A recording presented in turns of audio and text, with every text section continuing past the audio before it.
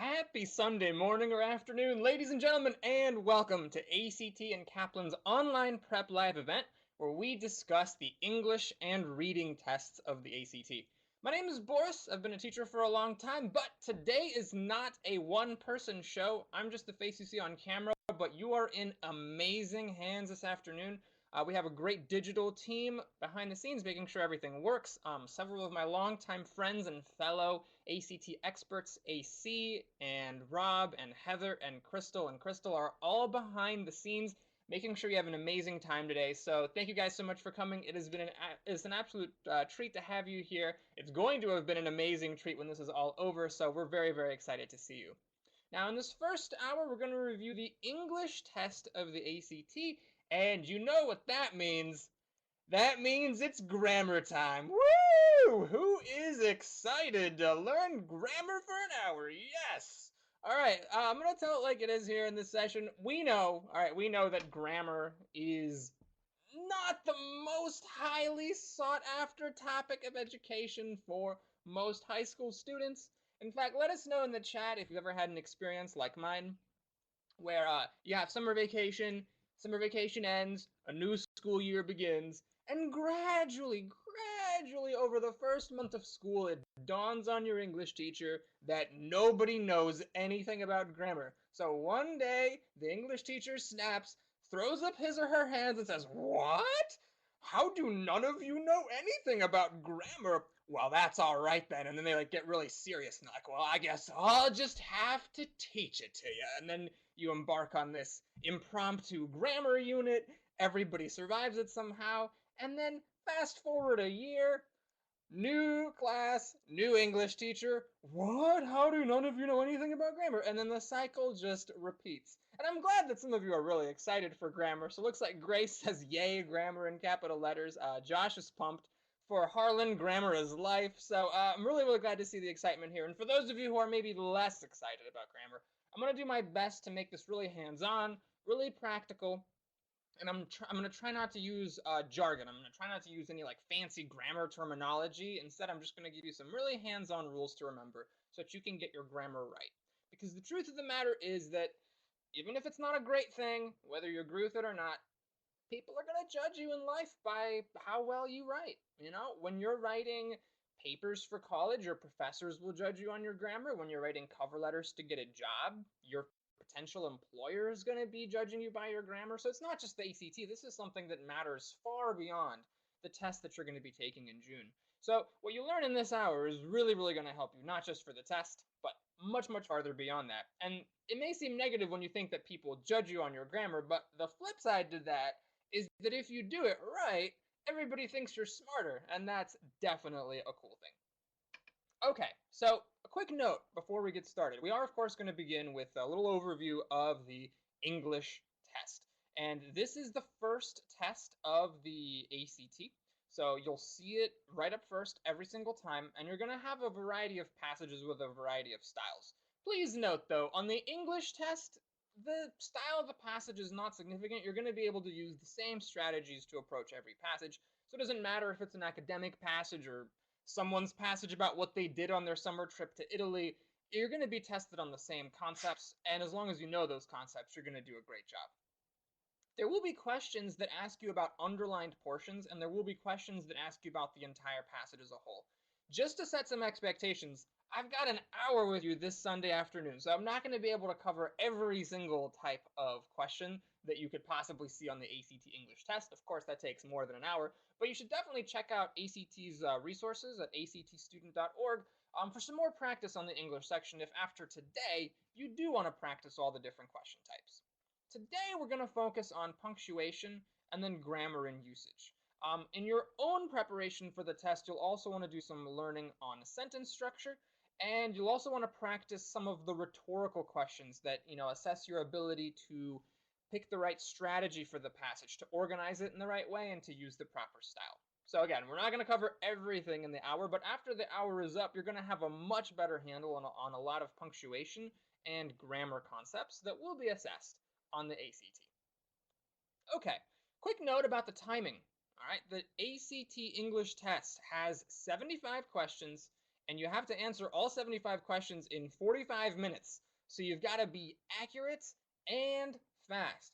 Now, I know that may seem a little bit nerve-wracking for now, but the good news is that once you learn how to be accurate, speed for the most part comes for free. So if you know the concepts, you're going to find that you're a lot faster at getting through the questions, even if you haven't really been trying to be fast. So my suggestion right now is don't worry about the speed. Don't worry about your timing. Just focus on mastering the grammar concepts as thoroughly as possible, and the timing won't be as big of an issue on test day. All right, well, let's just go ahead and get started. That's all the rambling I want to do here. Let's start right in with commas. Everybody's favorite piece of punctuation. Let us know in the chat real quick. In general, how do you feel about commas? How comfortable are you that, or how confident are you that you can always use the right comma in the right place, or make the right call to use a comma or not to use a comma? Because I'm going to be honest with you, for me personally, commas were the scariest thing until I really sat down and tried to prep. Because with commas, it feels like they're so slippery. You know, you're making a pause. Do I need a comma or not? It's like, it feels vague. What I want to bring you today is some really good news. Commas are used for 4 things. 4. So if you're ever not sure whether to use a comma, and again, this isn't just the ACT, but when you're writing a college essay, when you're writing a cover letter, all right, whenever you need to use a comma, which you'll be using a lot, just check in with yourself. Is it one of these 4 things? And then if it is one of those things, great, use the comma. If it's not one of these 4 things, then don't use the comma. And that can make this very fuzzy, vague process of choosing commas much more concrete and hands-on. So here we go. Number 1, commas are used to separate things in a list. Here's an example. My most interesting classes this year are physics, calc, and US history. So we have a list of things, and each item in the list is separated by commas. Please note, a list means 3 or more things. If you only have 2 things in the list, don't use a comma. But when there's 3 or more like there are here, we use a comma to separate the things. That's thing number 1 about commas. On to thing number 2. You also use commas with a conjunction to separate independent clauses. Now, I promised you I wasn't going to use jargon, so there's a bit of it here that we've got to get past. So, independent clause is just a fancy term for a complete sentence. So if you have 2 complete sentences, and you're like, you know what? I'd rather these 2 complete sentences were just combined into 1 sentence. If you have that situation, you can connect those 2 sentences with a comma and a conjunction. So tell me please in the chat, what's a conjunction that you could use along with a comma to hold 2 complete sentences together? Conjunction is one of those words that is best learned by example, because you already know what they are. You already know what the conjunctions are. Yeah, so we got words like and but. These words with a comma can hold 2 complete sentences together, like this. I work on Mondays, and I have soccer practice on Tuesdays. Check out this comma and this and holding 2 complete sentences together. Either the left or the right side of the sentence could have been a complete sentence by itself, but instead it's 1 sentence with both of them, and it's connected with a comma and an and. All right, so we got 2 things for commas. Number 1, lists. Number 2, holding complete sentences together with a conjunction. Number 3, you can add parenthetical information to a sentence by surrounding it with commas, like this. Azara found, much to her delight, that the hours she spent studying were worth the effort. That's right, Azara, you tell him. All right, so in this case, I've highlighted 2 commas and a little phrase that's inside the commas. Check out what happens if I block this out. So now it's gone, and the sentence says, Azara found that the hours she spent studying were worth the effort. Oh, hey, the sentence checks out. It's totally fine. So if you have a phrase that you could just pluck out of the sentence and the sentence would still work, then that little phrase needs to be inserted into the sentence by commas. I like to think of it as a comma sandwich. So this phrase here, much to her delight, is sandwiched between 2 commas, and that is how you bring parenthetical information into a sentence.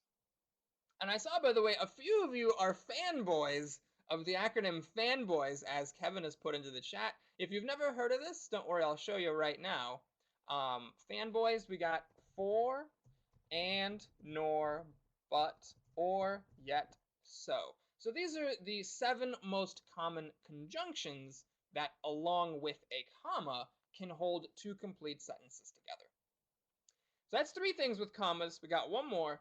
We can have an intro phrase. If you've got some kind of an introductory phrase, you can set it off from the rest of the sentence with a comma, like here. After school, Mindy has to go straight to work. Look at this highlighted portion. Mindy has to go straight to work. That could work on its own as a complete sentence. We added some extra information to this sentence, though, with this introductory phrase, after school. So when you have an introductory phrase like that, you set it off with a comma. And folks, if you master this concept, the set of concepts right here, then you're good to go. You can now write and never have to worry about commas ever again in your life, on the ACT or anywhere. And I'm going to tell you a secret. I teach this stuff for a living. When I write my own stuff for anything, whether it's an email to a student or a forum post on a board game forum, like if I have to use a comma and I'm not sure, I go through this checklist. I'm like, okay, Boris, all right, so is it a list? Are you holding two complete sentences together? Is it parenthetical information?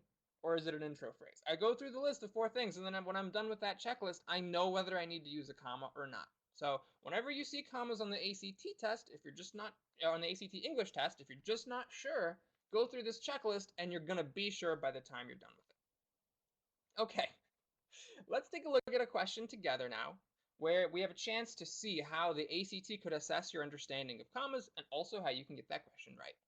So look at this one with me. Our hometown newspaper's editor, comma, and resident visionary Daniel Rivera argues that a free press is now more important than ever. So in test day, the strategic test taker looks at this comma and says, oh, hey, that's one of the four things that you can do with a comma. You can stick a conjunction after it and connect two complete sentences together. So tell me, please, in the chat, is this a correct use of the comma and the conjunction and? Do we have a complete sentence to the left and a complete sentence to the right so that we hold them together with the comma and the conjunction? Wesley says, Boris, you're a great help. Thanks, Wesley. I appreciate the kind words. I'm glad I could help you already. And yeah, this is absolutely not a correct use, because what we have to the right of the word and is resident visionary Daniel Rivera, comma, argues that a free press is now more important than ever. That's definitely not a complete sentence. So this is not the right time to use a comma and the word and. At this point on test day, you can go ahead and get rid of choice A, because whenever there's any mistake, no change is wrong. And you should also get rid of any choice that makes the same mistake. So choice B for Boris, my personal favorite choice on the ACT, is also wrong because it also has a comma with an and. Now, at this point, I want to introduce you to a cool feature that you have in today's session. If you ever want to submit an answer to us on a question, don't do so in the chat, please, because there are many of us here, and we don't want the chat to fill with, C's and D's. What you can do instead is tab over and mark your answer in the poll that you will see in the poll tab. And it looks like right now we have a pretty close split between choices C and D voting in the poll. So I just want to let you know, I didn't give you like some kind of softball question here. This is a legitimately difficult question, so it really does a good job assessing your understanding of commas. And here, the difference between C and D is where the comma is placed. Either it's placed before Daniel Rivera, or it's placed after Daniel Rivera. And in this case, we definitely want the comma before Daniel. Because when we put the comma before Daniel, what that essentially does is it turns Daniel Rivera, this person's name, into a kind of bit of parenthetical information. So if we were to block this out and just say, our hometown newspaper's editor and resident visionary argues that a free press is now more important than ever, that's totally fine. So the name needs to have the commas surrounding it. At this point, we're going to go ahead, circle D for domination, and then move on with the test. Folks, nice work on that question. And if you missed it, don't be mad. Be excited that you got a chance to make a mistake, because mistakes are how you learn, and learning is good. That's it for commas. We will, of course, do some more questions later today that continue to practice commas. But first, let's continue our blitz through Grammarland and check out parentheses and dashes. So parentheses, kind of like a comma sandwich, can be used to put parenthetical information into a sentence, like this. In addition to serving as class treasurer, during her junior year, Marty was also a National Merit Scholar. The key with parentheses is you have to be able to take the parenthetical out of the sentence, and the sentence should still hold up. So if I were to take this parenthetical out, it would say that in addition to serving as class treasurer, comma, Marty was also a National Merit Scholar. So we know that that series of parentheses is used properly. The next thing I'd like to review with you are dashes. There's two main uses of dashes. Tell us in the chat, what is one of the reasons why you would use a dash in your writing?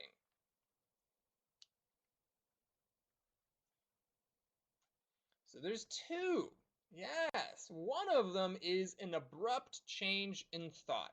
So if you want to just tack something onto the end of a sentence, a dash is perfect for this. I thought about running a marathon. After 1 week of practice, I decided to enter a 10K race instead. Well, the person saying this sentence is clearly not me, because for me it would have been like, I thought about running at all, but after thinking about it for 2 seconds, I decided to sit on the couch instead. Either way, you can use a dash to abruptly change the direction of your thought.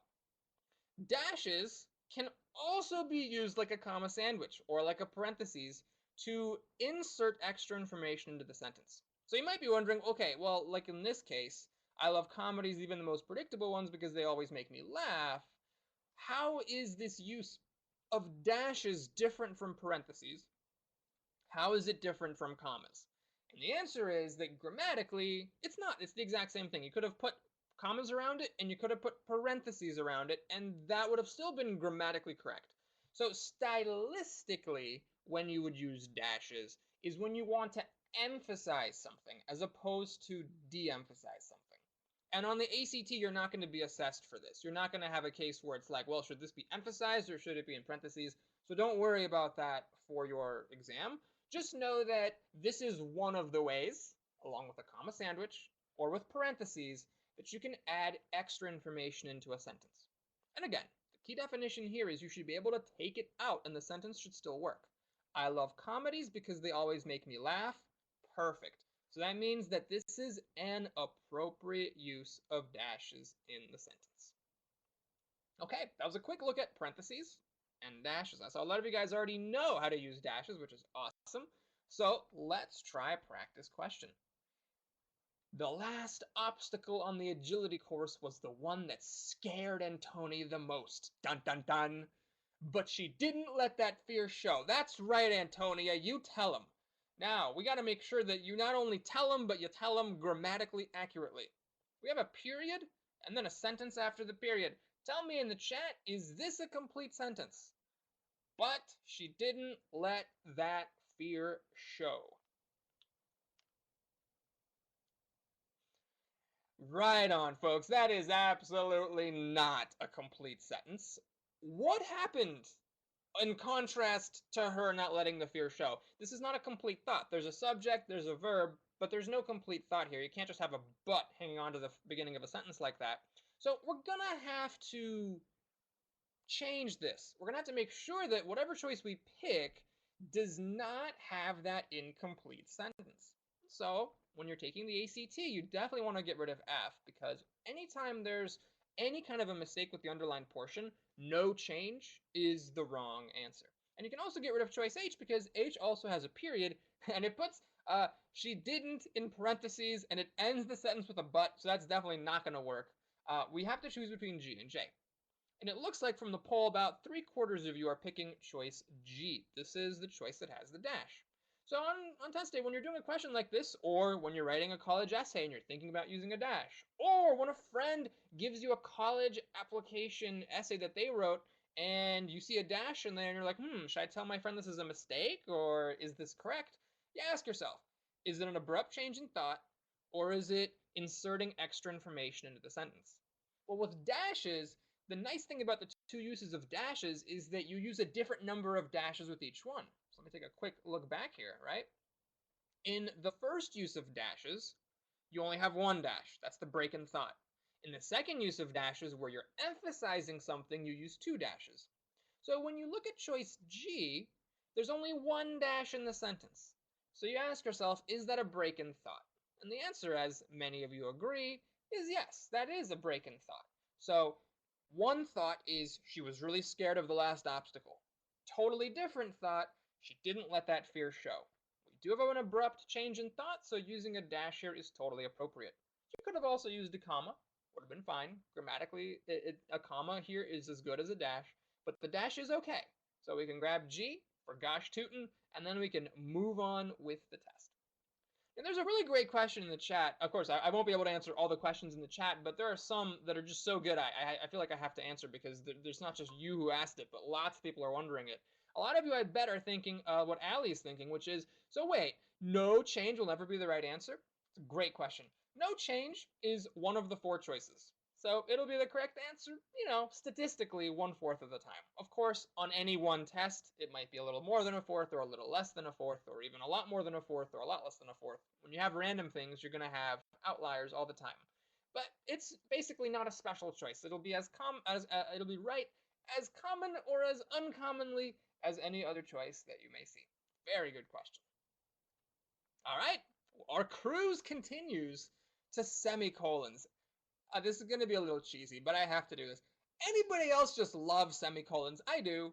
Anybody joining me in hashtag semicolon love? I don't know if I'm just a little crazy on that, but I just think they're great. They're so elegant. They're just like, they got the curl of the comma, but they have like the hard point of the period. They're like flexible and dynamic. Anyway, I love semicolons. Semicolons have basically one major use, and that is to join 2 complete sentences together. So basically, you got 2 complete sentences, you want to join them together, pop a semicolon right in there. It's going to get the job done because semicolons are awesome. Like here, fall is my favorite season, complete sentence. Watching the leaves change and going to football games makes me happy, complete sentence.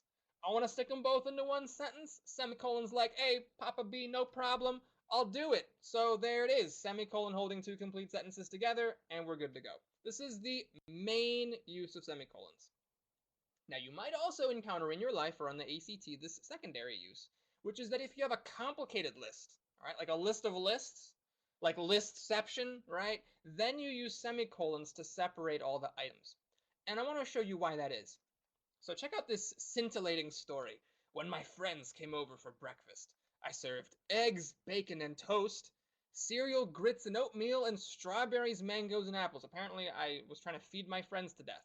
So here, if we just used a comma, then it wouldn't be clear where one list was ending or one list item was ending and the next list item was starting. So you have to use like a super comma to separate the items in the list in that case.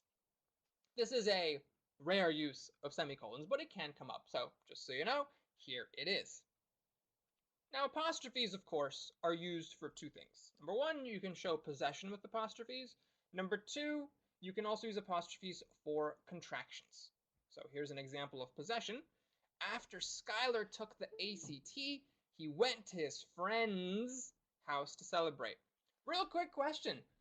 According to this sentence, how many friends of Skylar's owned the house in which he was celebrating, or she was celebrating? Skylar's a flexible name. How many friends owned the house?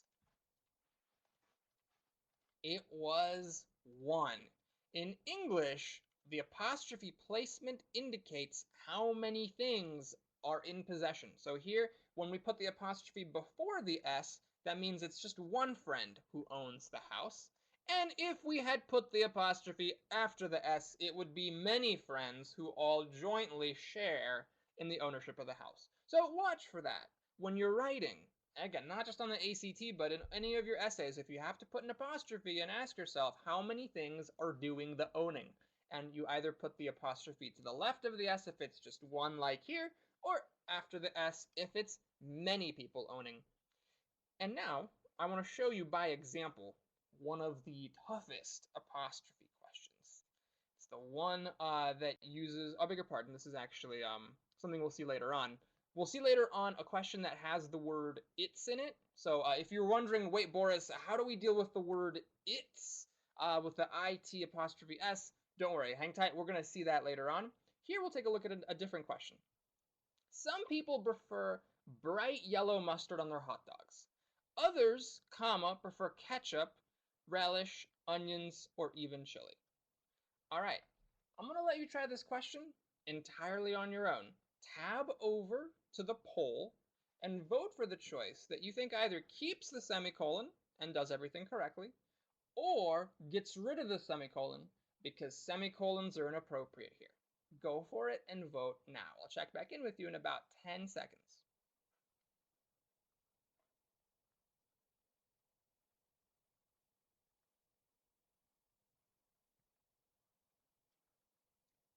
The overwhelming majority prefer choice C on this question, about 85% of you. And then most of the rest of you prefer choice A, which means that as a group, we all agreed the semicolon was correct here. If you didn't know that, though, or if you thought the semicolon was wrong here, here's how you can tell for sure when you're looking at a sentence. Look before the semicolon. Some people prefer bright yellow mustard on their hot dogs. That's a true statement. I mean, I could just like walk over to my friend Bob and be like, hey, Bob, do you know some people prefer bright yellow mustard on their hot dogs? It'd be a totally complete sentence, works fine on its own. To the right of the semicolon, we have others prefer ketchup, relish, onions, or even chili.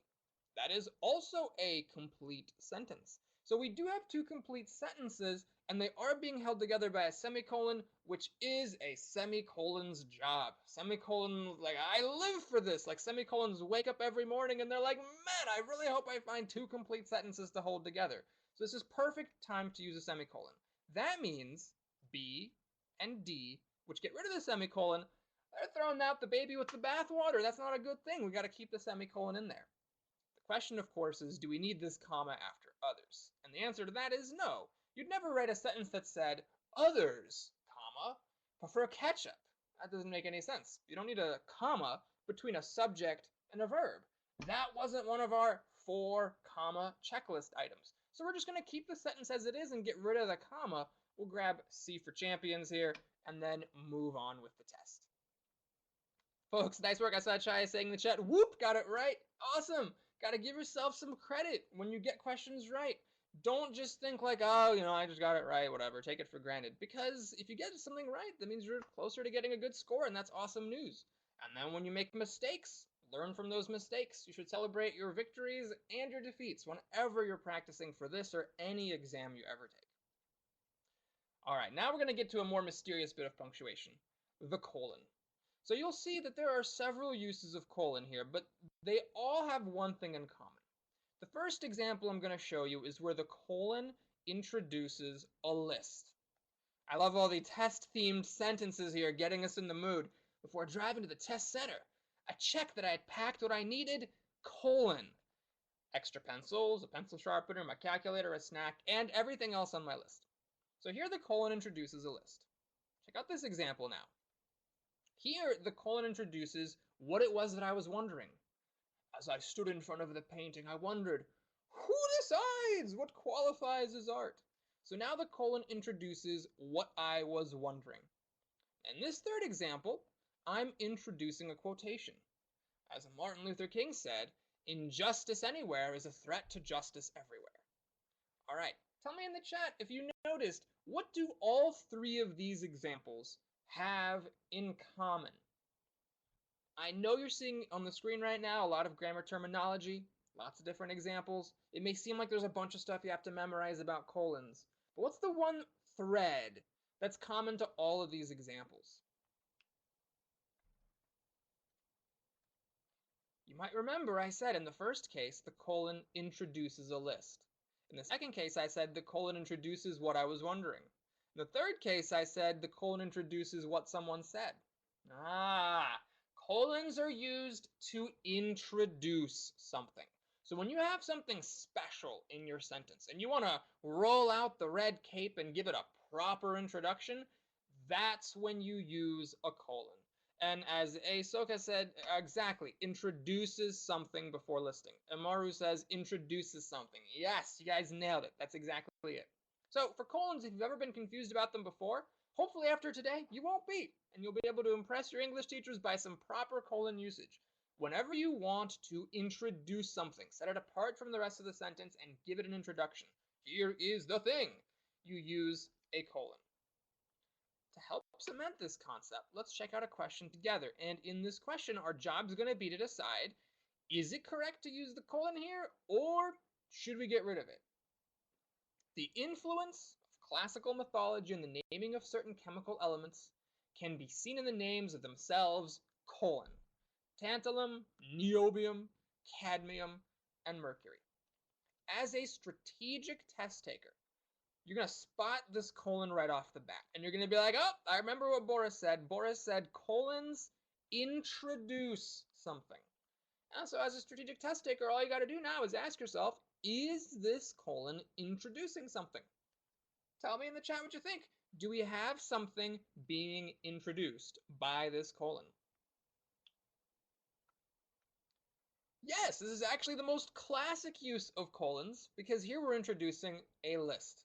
So to get back to Ali's question from before, is no change just never going to be the right answer? No, finally, no change. Steps forward, does his or her ACT duty. We're going to pick F for fabulous, and then we're going to move on with the test. And what's really cool is you can pick F instantly because none of the other choices have a colon. If a choice fixes something that wasn't broken, you know it's going to be wrong. And so that way you can have confidence picking the one choice that you need to on the test.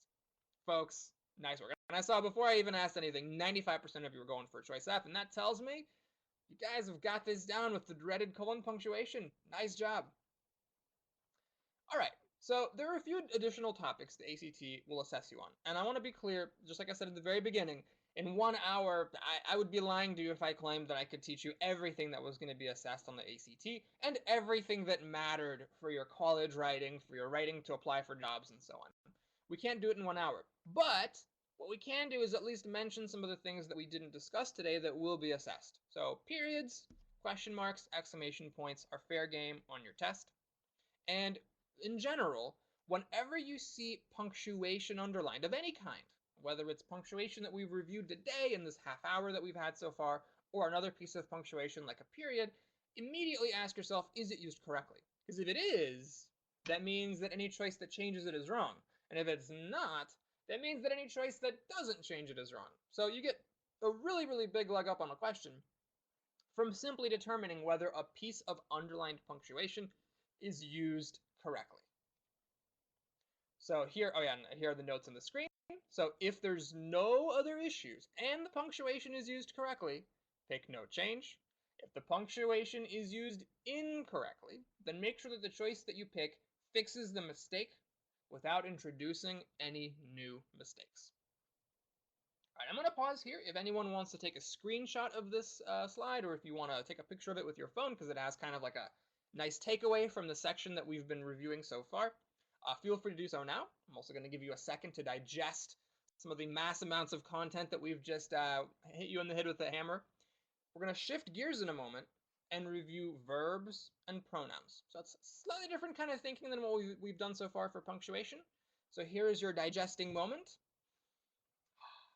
And now we are ready to continue. Let's rock this thing. So verb tenses. I know that a lot of folks are afraid of verb tenses, especially when you get to the wacky verb tenses like the present perfect or the past perfect and so on.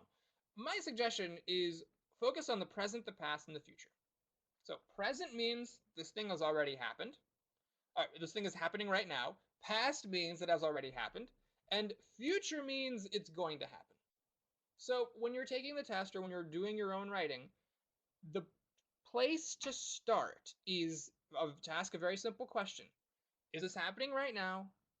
Did it already happen? Or is it going to happen in the future? And I want to show you how even a fairly difficult question you can make sense of it simply by answering that very simple thing. Did it already happen? Is it happening right now? Or is it going to happen? Take a look at this complicated example. Austrian sculptor Theodor Friedel has been commissioned to create a number of figures for the opening in 1877 of the Vienna Stock Exchange. Now, hang on a minute. All right, so Theodore here, who's just too good to spell his name with an E. He's like, nope, no E's for me. It's going to end on a hard R. All right, when did this commissioning happen? Well, did it already happen in the past? Is it happening right now? Or is it going to happen at some point in the future?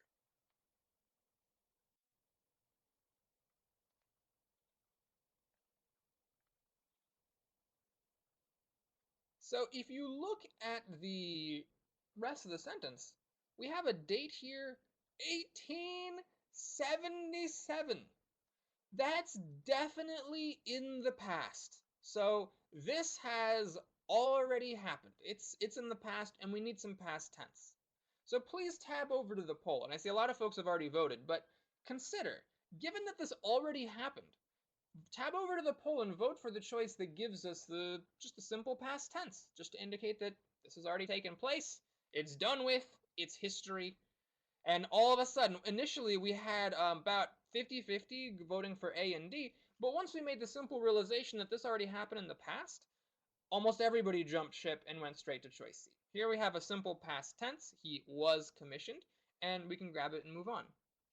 Notice that has been commissioned, even if you don't know that has been is an ongoing tense, you can look at the verb has and see that that's a present tense verb, you know, like Friedel has a lot of paintings, right? That's present tense. We don't want present tense for something that happened in 1877. So even if you don't see the whole picture, you can often look at the helping verbs and figure out which one gives you what you want and which one is taking you in a place on the timeline, the past, present, or the future that you don't want to be in. So that's a quick look at a question that's very, very tough because most of the votes in the poll initially were wrong, and that's awesome. Because once you look at the date, realize it's past tense, you're going to get this question, no problem. The other thing to consider with verbs is not just the tense, but whether they match the subject. And because we are English speakers, this is a little bit of an interesting thing for us compared to speakers of other languages. Because in other languages, verb conjugation is very, very complicated. If you've taken French, Spanish, Latin, German, you know that it's difficult to conjugate the right verb in the right way. But in English, it's fairly simple, right? Everybody knows I am playing golf, you are playing golf, they are playing golf. Basic conjugation is fairly straightforward. So when things get difficult is not when you just have to conjugate a verb, but rather when you have to figure out what the heck is the subject of this verb to begin with. All right, look at this example. According to geologists, a fossil fuel deposit of truly game-changing size, whether a giant pocket of natural gas trapped within a shale formation or an enormous reservoir of crude oil deep beneath the ocean waves, have become increasingly difficult to discover, if any still exist. So right here, the only thing underlined is the verb have. Now, everybody knows, you know, I have, you have, they have, etc. But the tricky thing about this question is not conjugating the verb, but realizing what is the subject? So you tell me in the subject, what is it in this sentence that have become increasingly difficult to discover? And I see some comments in the chat. Anastasia says, this is so easy now. Isaiah says, Boris, why do you make this so much easier? I do my best to make it seem easy because once you practice it, it will be easy. And that's one of the great things about preparing for this test is things become easy and they don't just help you on the ACT, they help you in all your writing, which is a very useful life skill.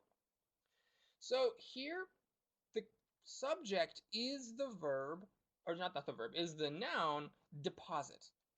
It's the deposit of truly game-changing size that, as a result of certain things, is increasingly difficult to discover. So please tab over to the poll and vote for the answer choice that provides the right verb for the subject deposit.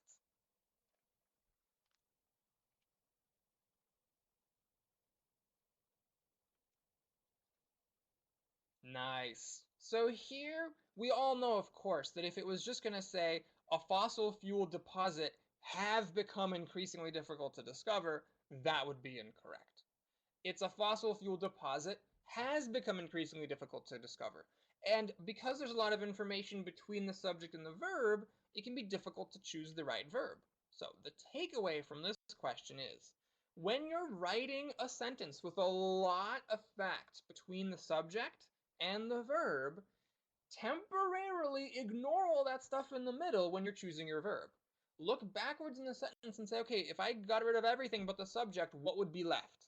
And once you know the subject, because you are an English speaker, in English it is generally then going to be pretty easy to pick the right conjugation for the verb.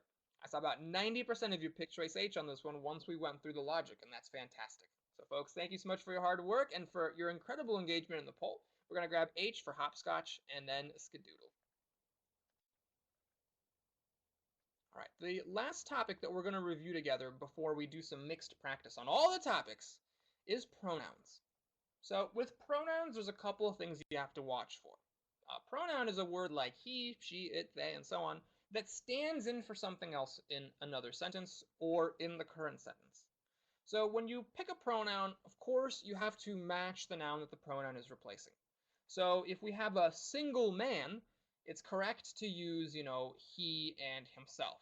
But if we have a group of people, then of course he and himself is not going to be correct anymore. When you use pronouns like who and whom and that and which, you might have to do some thinking to make sure you pick the right one. In fact, let us know in the chat if you've ever had any trouble picking between who and whom. This, I noticed, is the bane for a lot of my students. And for me personally, I'm gonna share a secret, an embarrassing secret from my past. Whenever I would take a test, whether it was like a test like the ACT or a grammar test in school, and who and whom was being tested, I would always pick whom because I'm like, well, that's the fancy one. That's the one that like lifts up its pinky as it's drinking a glass of water. I bet that's the one to use. And of course, that's not always the case. Of course, sometimes you do need to use the word who. So after today, I hope I can make this really, really clear so that you're not going to have to guess. You're not going to have to pick whom just because whom sounds like something that people who wear top hats and monocles say, but because you actually know that that's the right word to use. Here's a really simple test that you can do to decide. Ask yourself, is the person doing something or is the person having something done to them? That's it. Is the person doing something or is the person having something done to them? So if you look at this first sentence, I would be happy to write to the person who interviewed you. Well, the person is doing something, right? They interviewed you. So when the person is doing something, you use who. If the person's having something done to them, you use whom. Like this case, to whom should I address this letter? Again, you ask yourself, is this person doing something? Or is the person having something done to them? And they're having something done to them. They're having a letter addressed to them. So you use whom. I'll make a quick note here. When you would rewrite the sentence and say they, that's who. When you would rewrite the sentence and say them, that's whom. Because they do something. They interview you. They plow the fields. Them, when you use that word, something's being done to them. The letter is addressed to them. I want to give this package to them. Then you use whom. So hopefully, after today, you won't have any more problems with this. You can just ask yourself this very simple test. Is the person doing something? Who? Or is the person having something done to them? Whom? And I saw actually April anticipated me. Very nice, April. April said who equals he, whom equals his. That's exactly right. So you can always tell based on which other pronoun you would use whether who or whom is correct. And lastly, who and whom, just to be very clear, they're for people. All right? Who and whom are for people. If you use a pronoun for an object that is not a human being, such as strawberries, then you use that and which. So just to be very clear, if you're ever taking the ACT and this comes up, or if you're writing a college essay and this comes up, or you're taking a grammar test in English class and it comes up, who and whom are for people only, no matter how tempting it can be, and that and which are for objects only. All right, I see Santiago says, oh, now I understand! Double exclamation mark, thank you, that's awesome! Oh, I'm so glad to hear it. We have a light bulb moment, that is fantastic. So now let's go ahead and try one practice question on pronouns, and then we'll do some mixed practice to round out today's session. So check it out.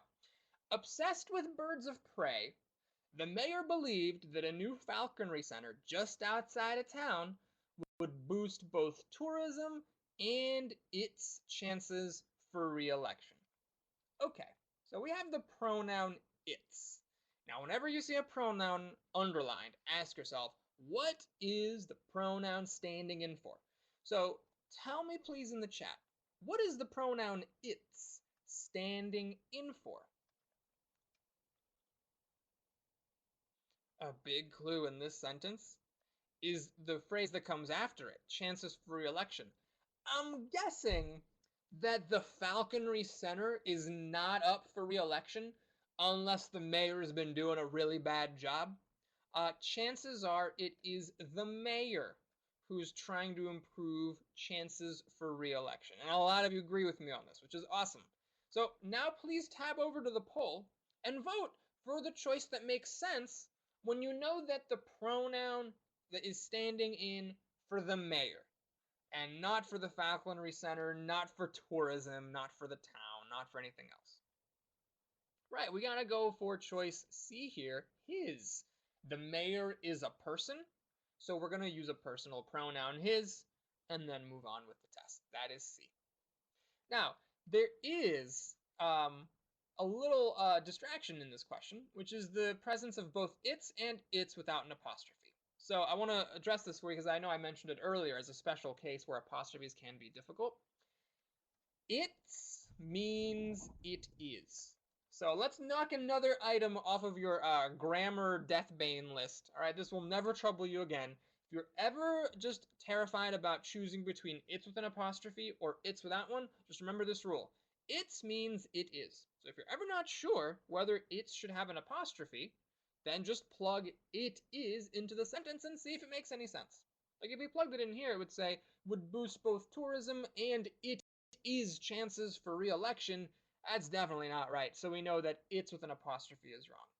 We also know that it's without an apostrophe is wrong because, of course, it's without an apostrophe means belonging to it. And the mayor is not an it. The mayor is a person, so we need to have a personal pronoun here. And that is why both its is are wrong in this question. All right, folks. I'm so happy to see how many of you are commenting in the chat to see that this makes sense now. Grammar is not necessarily something that has to be scary for the rest of your life. There are maybe the most abstruse grammar will forever be beyond all of us, but some of the basics, some of the things that you'll be assessed on the ACT, that you'll be judged on when you write college papers, when you apply to colleges and write admissions essays, some of that stuff you can totally master. If you get past the jargon and just think of it in hands-on terms, like what's this used for? What's this used for? What's this piece of punctuation trying to do? How do I make the right choice about these verbs? You're going to be able to make the right calls in your sentences. And again, that's not just going to help you get some questions right on the ACT. It's going to help you in all the writing that you do beyond this point, which is why we're so happy that you gave an hour of your Sunday afternoon to come join us today for this English test section. All right, folks, we got to do some mixed practice. And what I mean by mixed practice is that I'm not going to tell you what concept is being tested in the question. So previously it was like, all right, we did pronouns, now a pronoun question. Of course, it's more challenging when it's all jumbled up, and you got to read each question on its own merits and see like what's the issue there. So what I'm going to do is I'm going to read a sentence to you, and I'm going to let you tab over to the poll, and I'm going to give you about 15 seconds to select a choice. After time is up, I'm going to take a look at your results, and then we're going to see what were some of the choices that people really liked. Were they right or were they wrong? And then I'll review the question accordingly. So again, don't feel bad if you make a mistake. If you pick the wrong answer, whatever. You're going to learn from that mistake, and your writing will improve from that point forward. So always vote in the poll, even if you're sure or if you're not. And then we're going to review it and learn together for our last 12 minutes. Let's go ahead and start. Nevertheless, many organic molecules necessary for life, such as the genetic code carrier DNA in every kind of protein, contain nitrogen as a building block. All right, please tab over to the poll, evaluate this underlined portion, and vote for the choice that you would pick if this question came up on your ACT. Good luck.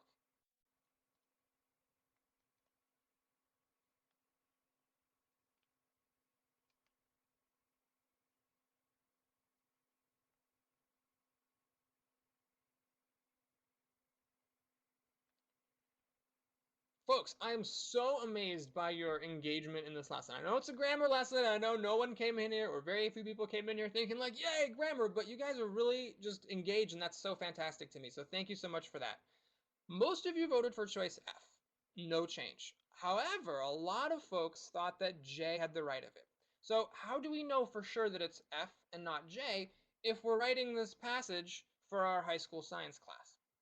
So we look at this comma in protein, and we're going to go through our checklist.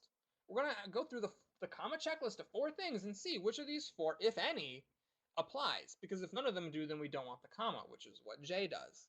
So let's see. We ask ourselves, is it setting off items in a list? No.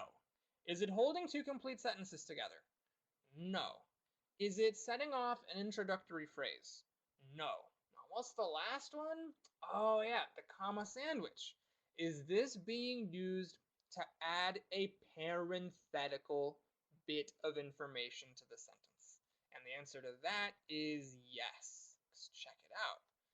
This whole sentence, and I'm going to really do some fine mouse control to get the comma after life as well. That whole little phrase, if I'm going to block it out, it says, nevertheless, many organic molecules necessary to life contain nitrogen as a building block. Now that's totally fine, which means that everything that's currently blocked off is a parenthetical statement. And when you insert a parenthetical statement into a sentence, you have to have a comma to the left of it and a comma to the right. So we can't get rid of the comma after protein, we can't get rid of the comma after protein because that comma is needed to maintain the integrity of the comma sandwich. Otherwise, you'd be like eating a burger with like your hands on top of the meat, and that would be kind of gross and messy. We're going to grab F here and then move on. But I'm not just excited for the 80% of you who chose F. I'm really excited for the 15% who chose J and the 5% who chose another choice, because now I hope you can see how you can clearly make the right judgment if you're writing this in an essay for class. All right, let's look at number 9. Again, I'm going to read it, give you about 10 seconds to pick a choice, and then we're going to review it. One interesting contributor is lightening it pries apart the nitrogen's tough internal bond. All right, please tab over to the poll and fix this sentence, or pick A if you think it does not need any fixing.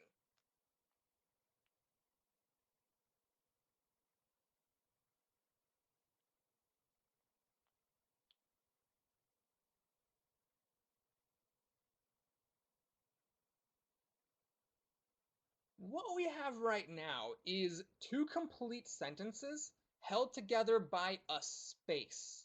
Now, a space cannot hold 2 complete sentences together. So if we have like one interesting contributor is lightning, that's a complete sentence. It pries apart nitrogen's tough internal bond, that's a complete sentence. And right now they're being held together with a space between the word lightning and the word it.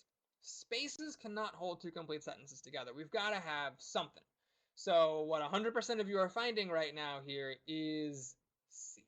Choice C adds a comma and it adds a connecting word, which. So which is a pronoun. It stands in for lightning, and so we're good to go. We have a comma and a connecting word. We're holding 2 complete sentences together. We grab this choice and then we move on. All right, let's take a look at number 10. I'm going to read the previous sentence for this one as well, because both the previous sentence and the one that comes after it are important. Most of these microorganisms live in the roots of soybeans and other legumes, where the organisms can convert nitrogen to ammonia in return for nutrients. It can then turn this ammonia into other nitrogen compounds within their roots and elsewhere.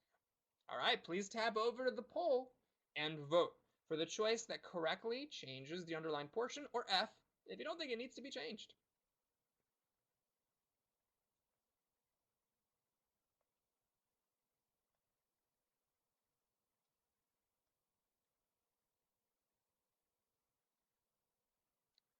This one has the pronoun it. So when you see it underlined, you ask yourself, well, what does it stand for? And the interesting thing in this case is that it could stand in for a lot of things. It could stand for nutrients, it could stand for ammonia, it could stand for nitrogen, it could stand for organisms, it could stand for legumes, or I guess just this whole thing, soybeans and other legumes. It could even stand for microorganisms. There's a lot of stuff that pronoun could stand for. Whenever you're writing a sentence and you've got a pronoun that like the person reading your writing wouldn't know what it stands for, because there's just like so many options they can't pick. They walk down the snack aisle and there's like regular Oreos, thin Oreos, double stuff Oreos, thin double stuff Oreos, mint double stuff, thin extra chocolate Oreos. And like, I don't know what to pick. If it's like that, then what you have to do is just say the whole noun. You can't use a pronoun there because your reader's not going to know. And here, the only choice that's possible is J. J is the only choice that actually says what the subject is. The legumes can then turn this ammonia into other nitrogen compounds. If we use any pronoun, whether it's it, they, or those, the person reading this isn't going to know what it stands for, and they're going to be confused. And a confused reader is a reader who's not going to be impressed with our writing. All right, folks, thank you so much for your hard work in this hour. It has been an absolute treat to work with you, and I just want to say thank you so much for all your kind words that you've been giving in the chat, and more so than just making me feel good because you guys enjoyed the session and learned something from it. I'm really glad that you came. I'm really glad that you participated and you used the chat, you used the poll, and I'm glad that you learned, that you were willing to make mistakes, get some things wrong, but then still have a positive attitude, a good spirit about things, and learn so that going forward, when you see these questions on the ACT, you can get them right. When you write essays for college, you can make the college admissions officers have a good impression of you.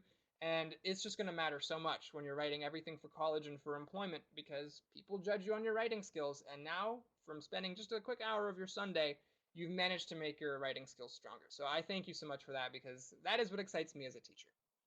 Now, the show is not over. We're going to give you a quick break to recoup. And in the next 5 minutes, on the top of the hour, my friend and fellow longtime ACT Kaplan expert, AC, is going to come on camera and she'll take you through the ins and outs of the reading test of the ACT. Once again, thank you so much for joining us today. I do hope you stick around for AC. She is amazing. She's one of my favorite teachers of all time. And I wish you all the best in your preparation for the ACT and everything beyond. Take care, everybody.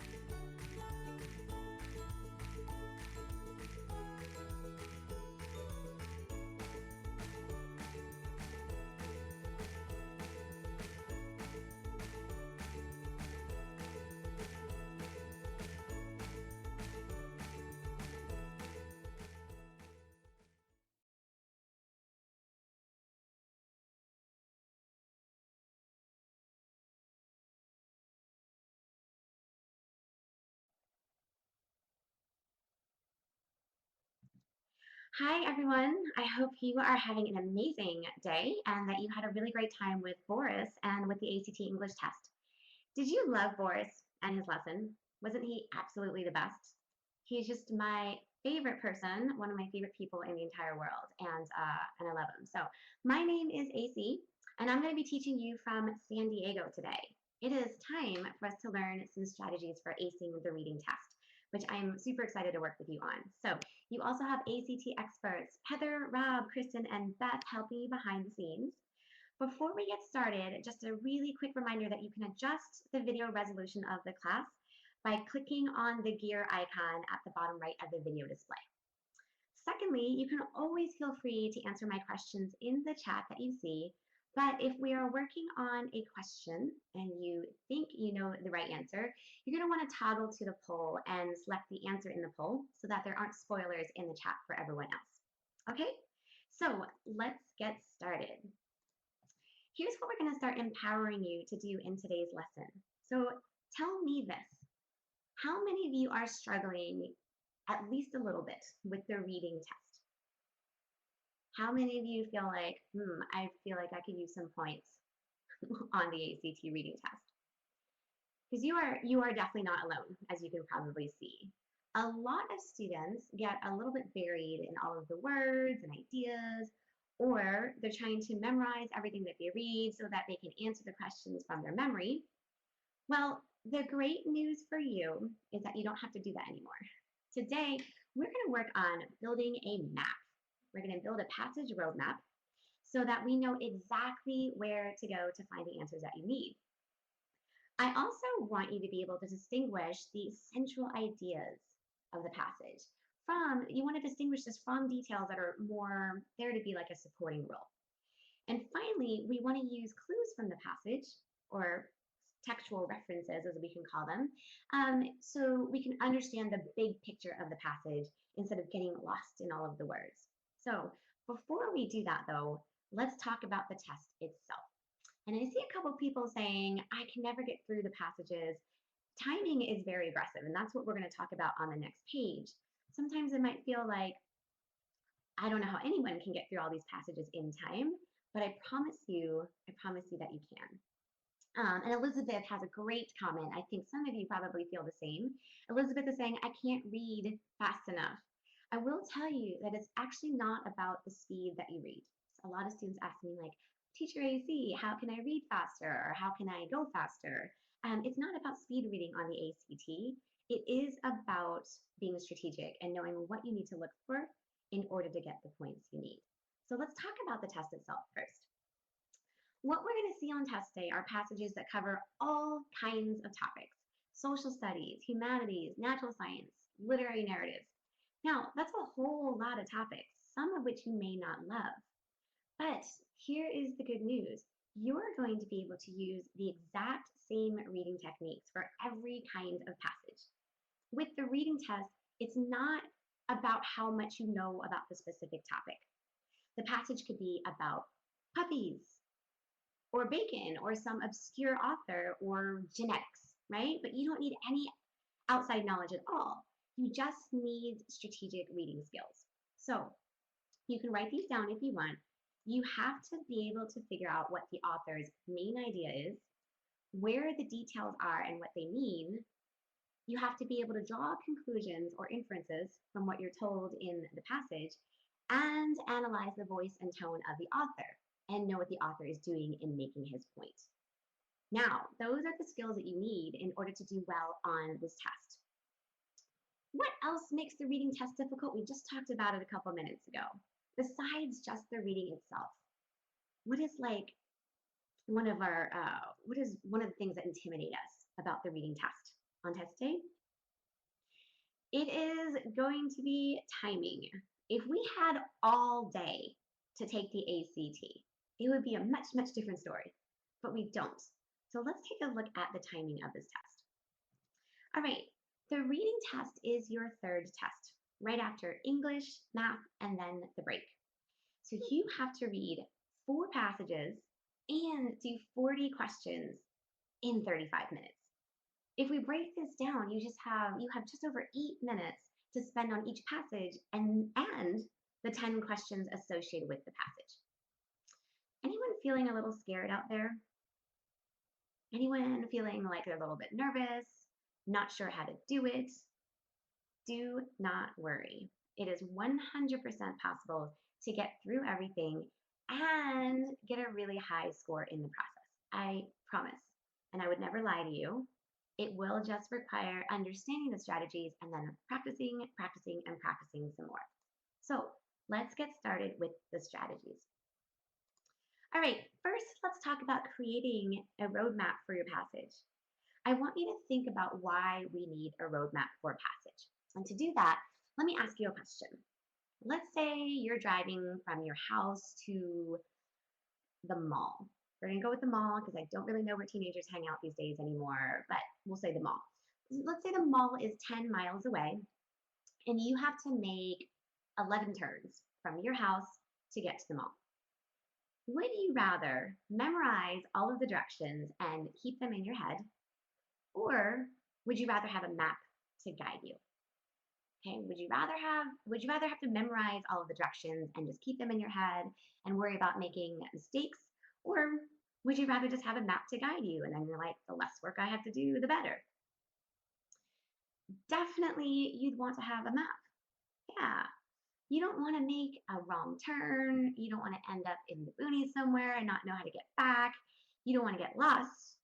And then, I mean, honestly, why take the time to memorize it when it takes so much energy and you might remember things wrong? Yeah, totally, Hannah. Have a map to guide you. So these are the exact reasons that we're going to make a map for every passage that you read so that you don't get lost in all of the words. No getting lost. Now, I want you to remember that there are two parts to every good roadmap. And the first part is active reading, and the second part is going to be effective note-taking. Henry, Siri always tells me where to go. So I am glad that we're both Siri buddies because I cannot live without her. All right. So the first thing I want to start with is going to be active reading. First thing you want to do is note the topic of the passage. Okay? To figure out the topic, ask yourself, what is the author's specific subject matter? In other words, what is the general subject of the passage? So go ahead and give me an example of a topic. Jump into the chat, any topic at all, make it 1 or 2 words, but just give me anything in the world that you could possibly ever write a passage about. And that would be an example of a topic. So this is the first thing you're going to want to do when you look at any passage, even if the passage topic is not as interesting as yours. So, well, Taya, I'm going to go ahead and give you a shout out right here as well, so that you can get a shout out from all the teachers. Yeah, so I see pizza and dogs and horses and Pomeranians, Star Wars, awesome topics. So my favorite topic in the world might just be bacon.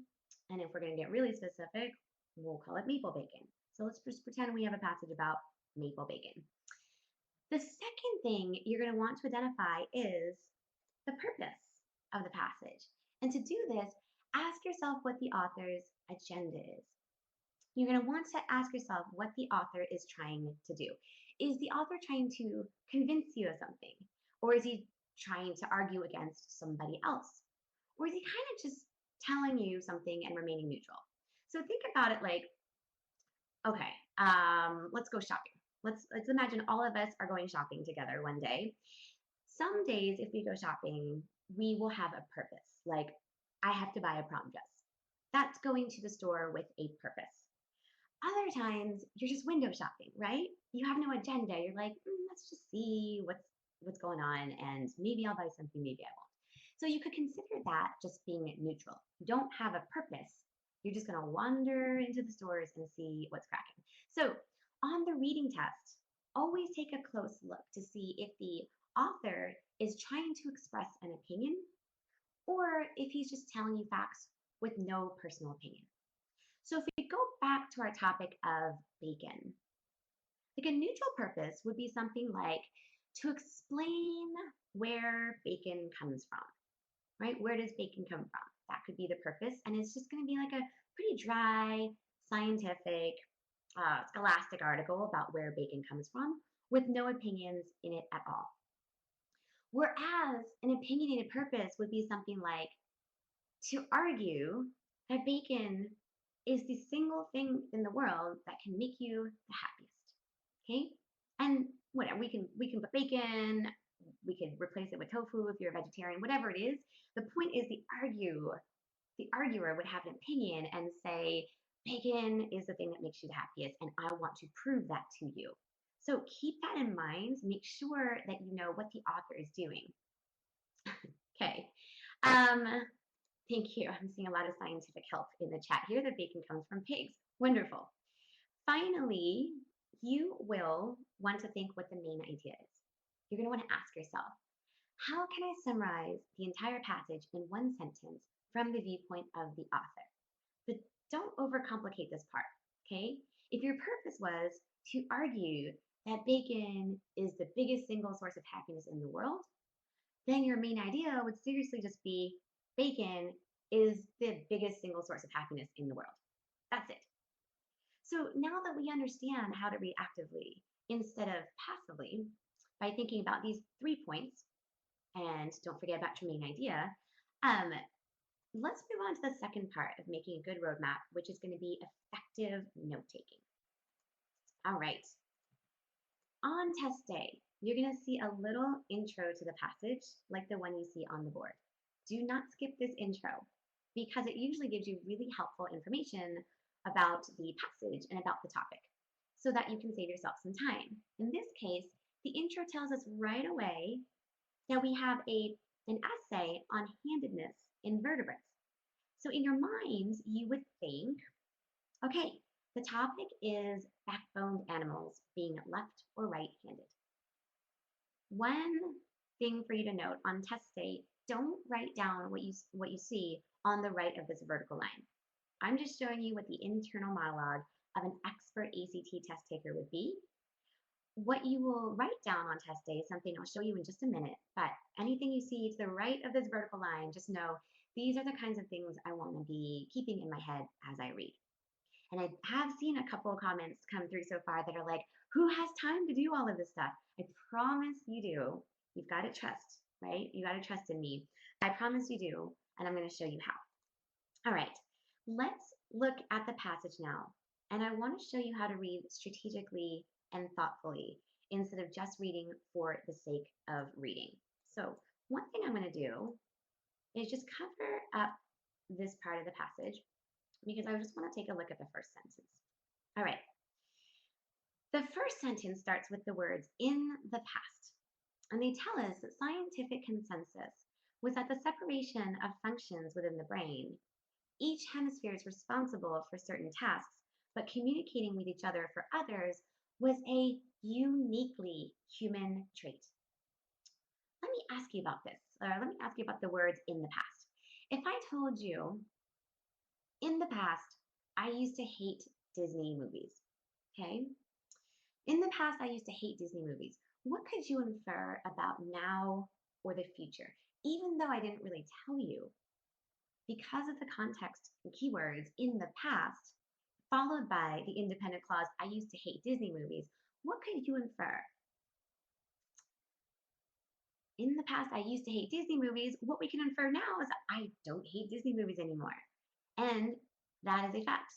In actuality, I love Disney movies. Yep, the co-stars, it's changed. I now love Disney movies. It's a fact because I do sing Disney movies to my dogs. Great, Zachary, that I have changed my mind, Alexandra. Wonderful answers.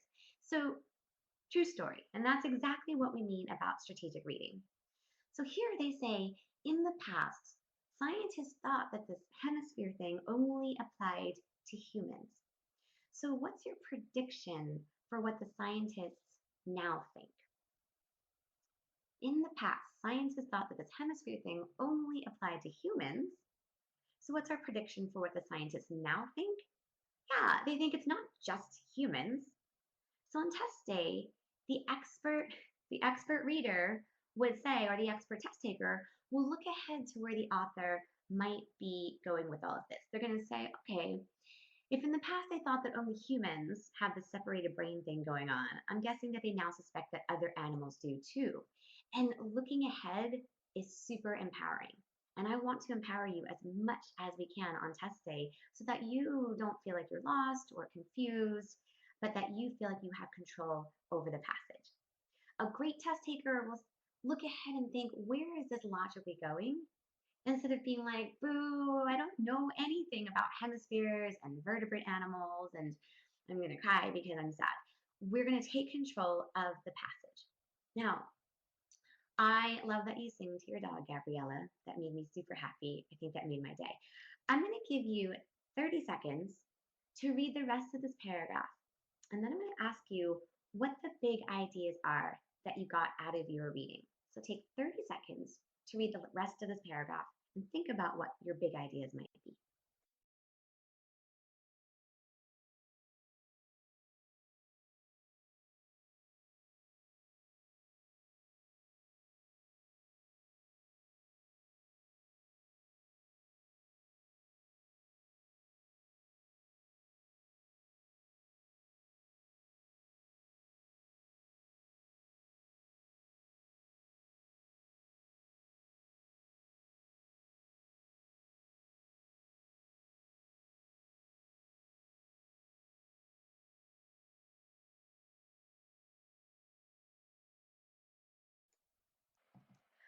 Okay, we have quite a few details in this paragraph, but what were some of the big ideas that you saw? If you were going to take some notes here and look at what you saw in the passage. Great, so Carly is saying that 90% of humans are right-handed. That's a really good note for you to have taken away, Carly, because it's an emphasis that they're going to give us here. So lots of humans are right-handed, which means that their motor functions are controlled on the left side. Then we see that there is some kind of genetic cause for this brain separation.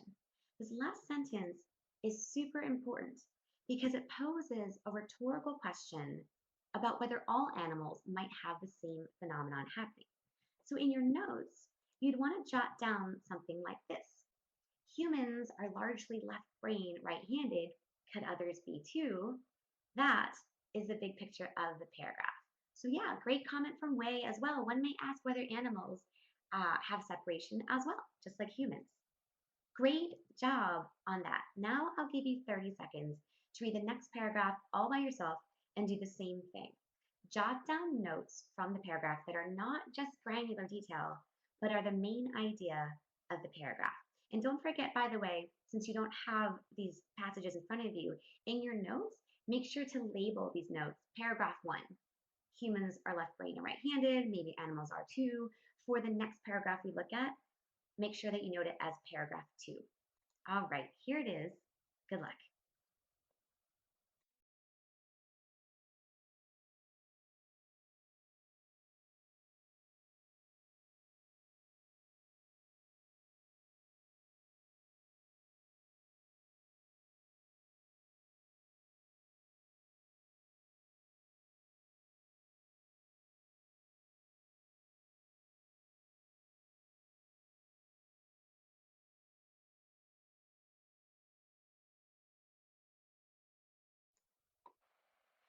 So happy to see some of you saying, I get this concept now because it's so important for us to be able to see the big picture. And Chai, it is better to take notes even if it takes up time. I'm not going to be able to answer all of the questions that come through in the chat, but some of them are really important. And I think that a lot of you probably have the same questions. You're like, but I'm taking more time to write stuff down. Isn't that going to slow me down? You're going to save a lot of time in the questions if you take the time up front to do the right work for the ACT. So go ahead and tell me the big picture of this entire paragraph in paragraph number 2. I love what Feromi is saying with the monkey mimicry. Yeah, the big picture of this entire paragraph is that it's giving us one theory about other animals. So we think to ourselves, well, one theory is that captive animals are mimicking us, and that's why they're right-handed. But that wouldn't be genetic. So file that one away for future reference. So what the expert reader is doing here is putting the words and putting the ideas that she reads into her own words. And then tying it back to paragraph 1 when we were talking about the genetic causes of this hemisphere separation. So in our notes, we would write something like, okay, captive gorillas and chimps are mostly right-handed, so maybe they're mimicking us. But we see the evidence for it as well at the end of the paragraph. When we look at apes in the wild, they're not really left or right-handed. Great. Now, I want us to be good predictive readers. Thinking to other academic articles that you read, what often happens when you're presented with one person's point of view? A lot of the time, when you're given one person's point of view, what do you get after or soon after? So it's like, here's what Charlie thinks. And now, yes, you are given someone else's point of view. Great. Now you're being really good, predictive, and strategic readers. This is what we wanted to accomplish today, and you're doing great. So look at the next paragraph. It starts out with such good answers. Chaya, Caitlin, I love it. So if you take a look at the next paragraph, it starts out with other scientists argue. So you nailed it. Awesome. You have a lot more control during this test than you think. So take 30 seconds to read and make a little map for this paragraph, and I'll be asking you what the big idea of this paragraph was. Go for it.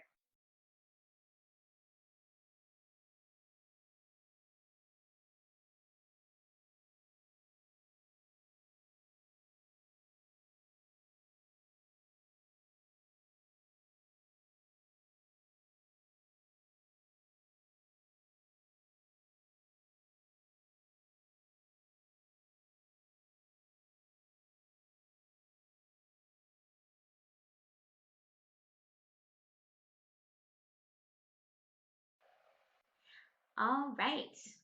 What do you have in your notes for this paragraph? It's a little bit shorter, but remember, if the previous passage or the previous paragraph was about this one theory, Ellie, awesome. This is another view. Great. Some people say something else, Ian. Awesome answers here. So here's a different theory. Other scientists don't like the small sample size of the wild ape data, and they think that the hemisphere and handedness thing goes back to forever. So that would be genetic. And in thinking this way, you're noticing how the two theories are in opposition. And then if you're asked about the first or second theory in a question, you're going to know exactly where to find the answer. You're not going to have to go back through the entire passage and read it or skim it all over again, because you will know exactly where to research. And that is one of the most powerful tools on the ACT once you can get really good and adept at it. So in our notes, we can just jot down no, since the theory disagrees with the previous paragraph, and then a super quick summary of what the second theory believes, which is that this whole handedness hemisphere thing goes back to forever. Perfect. Take 30 seconds now to keep road mapping and being awesome with your strategic reading with this fourth paragraph. And I'm just going to ask you the same thing. You're getting better and better as we go along. So look for just the main ideas of this fourth paragraph, and don't forget to label it in your notes.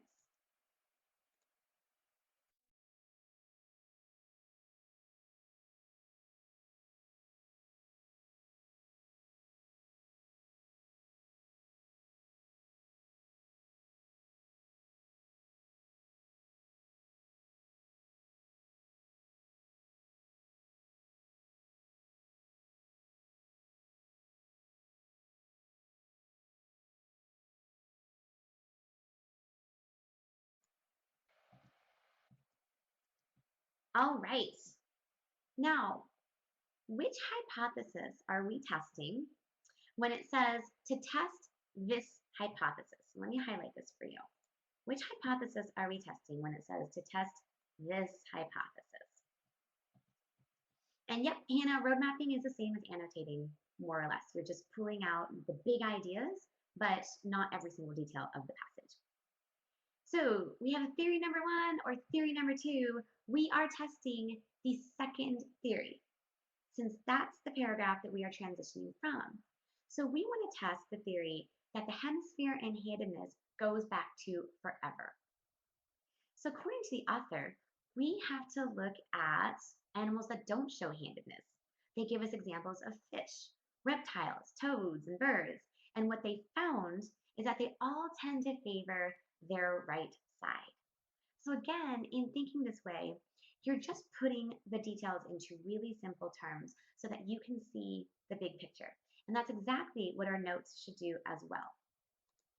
They should show you the big picture where we see that we've got fish, reptiles, toads, and birds, and they all favor the right side. But we want to draw structural connections here. We don't want to just read this paragraph and say, okay, to test this hypothesis, scientists would need to evaluate animals. But you want to ask yourself good questions to test what hypothesis? What paragraph is this paragraph responding to? The more you can become invested in the structure of passages, and I know you talked about this with Queen Kristen last week in the STEM classes as well, the more power you will have over the reading portions of the ACT. All right, now let's tackle the last paragraph and then we can get some points. I know you're excited to get to the question. So take 30 seconds. I know this is a longer paragraph, but I'm just going to push you a little bit here because I only have half an hour left with you. You're going to get better at reading for the big picture. So try to capture the main takeaways from this paragraph in 30 seconds without rushing.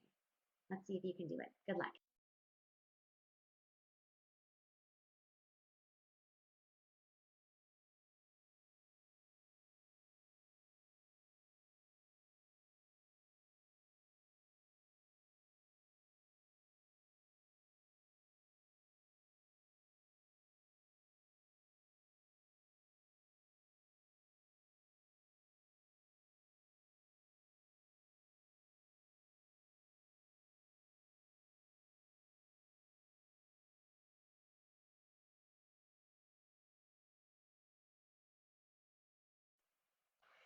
All right, I said I was going to push you a little bit just to make sure that you weren't getting bogged down in the details. But in this paragraph, we see that the support is getting stronger for a left brain, right hand phenomenon for all vertebrates. Yep. Yep. And Kylie's talking about humans pushing left brain dominance and all of that stuff. Exactly. Great, Sasha is starting to get it now. We do talk about genetics. I'm loving these answers that are coming into the chat. So this is wonderful. So we see that support is getting stronger for this left brain, right hand phenomenon. And then we see a great keyword, which is however. Okay, I'm going to highlight part of it here for you. So however, and this word alerts us to pay attention because we're kind of switching gears to a contrast. So write this down in your notes because even though you will never see this passage again on test day, you will definitely see the word however again.